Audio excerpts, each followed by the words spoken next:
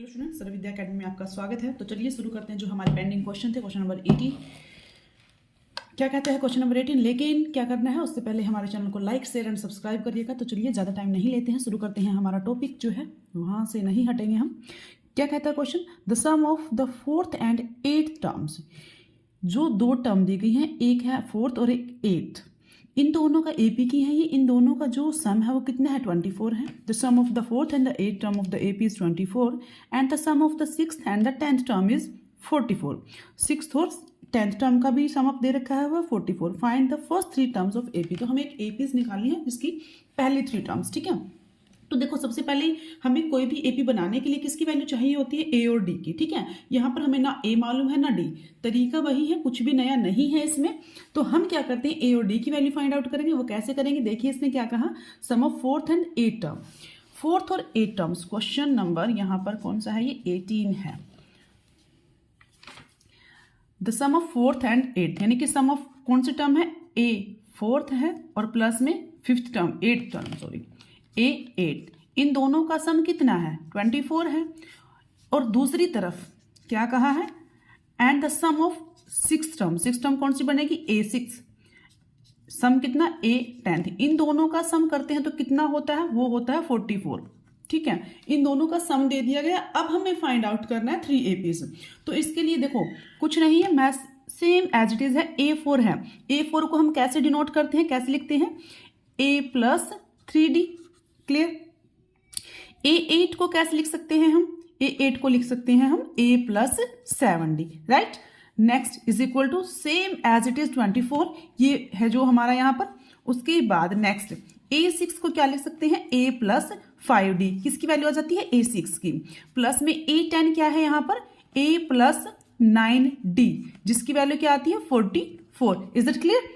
Next यहाँ पर अगर हम पॉइंट की बात करते हैं, देखो इस इक्वेशन को सॉर्ट आउट करते हैं हम। यहां पर जो a है, a plus 3D, a plus का है। यहां पर जो a है ये भी प्लस का है, 3D। वेरिएबल्स को एक साइड लेते हैं और कांस्टेंट जो टर्म होती हैं उनको एक साइड लेते हैं। जो वेरिएबल्स हैं a, एक a ये है और एक a ये है, 2 a है यहां पर, तो कितना हो गया 2a। ये प्लस का 3D है और ये प्लस का 7D, 7 और 3 कितना होता है, प्लस का 10D, क्लियर। बिल्कुल सेम एज इट इज, बिल्कुल 24 यहां पर लेंगे हम। करना कुछ नहीं है, सिर्फ बड़े आराम से एज इट इज आपको क्या करना है, क्वेश्चन को सॉर्ट आउट करते जाना है। एंड सेकंड यहां पर क्या है, ये एक a इधर है, एक a इधर है, कितने हुए total, 2a plus 5D and 9D, कितना होता है यहां पर 14D is equal to 44, clear. इसमें ये जो है हमारी इक्वेशन 1 बन गई और ये बनी हमारी क्या है, इक्वेशन 2। देखिए हम जो एलिमिनेशन मेथड लगाते हैं यहां पर, बाय एलिमिनेशन मेथड से हम कर सकते हैं। क्या करेंगे हम, आपने पढ़ा ही होगा प्रीवियस चैप्टर में, क्या है एलिमिनेशन मेथड, सब्स्टिट्यूशन मेथड, ठीक है। तो यहां पर एलिमिनेशन मेथड से क्या करते हैं, एक इक्वेशन को दूसरी इक्वेशन से सब्ट्रैक्ट कर देते हैं, ठीक है ना। क्या करते हैं हम, by subtracting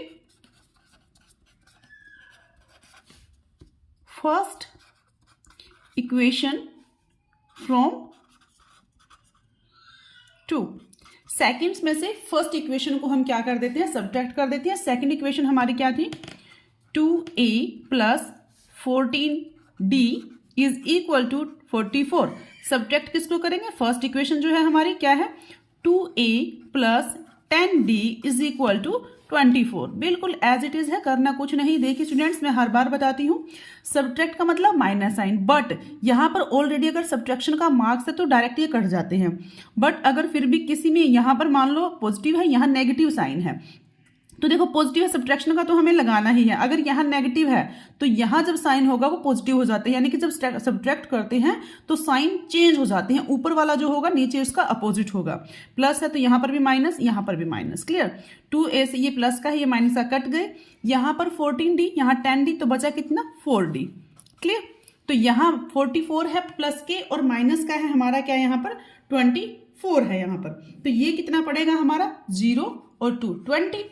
तो देखिए students, d is equal to 20 upon में 4। देखिए यहां मल्टीप्लाई में है तो यहां पर क्या हो जाएगा, ये डिवाइड में चला जाएगा। 5 4 5 जा 20।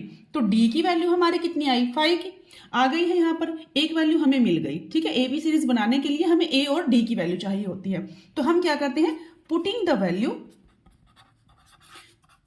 किसकी वैल्यू पुट करनी है, डी की value of D in equation first या सेकंड, किसी भी इक्वेशन में आप रख सकते हो। 2a plus 10d is equal to 24। 2a as it is, क्योंकि हमें a की वैल्यू नहीं पता है, ये हमें फाइंड आउट करना है, प्लस 10d की वैल्यू हमारे पास ऑलरेडी मिल चुकी है, वो है 5 इज इक्वल टू 24। क्लियर। तो यहां पर देखिए सेम एज इट इज चलते जाना है, करना कुछ नहीं। 2a एज इट इज रखेंगे, यहां पर क्या है एज इट इज, 10 5 का कितना है 50 इज इक्वल टू 24।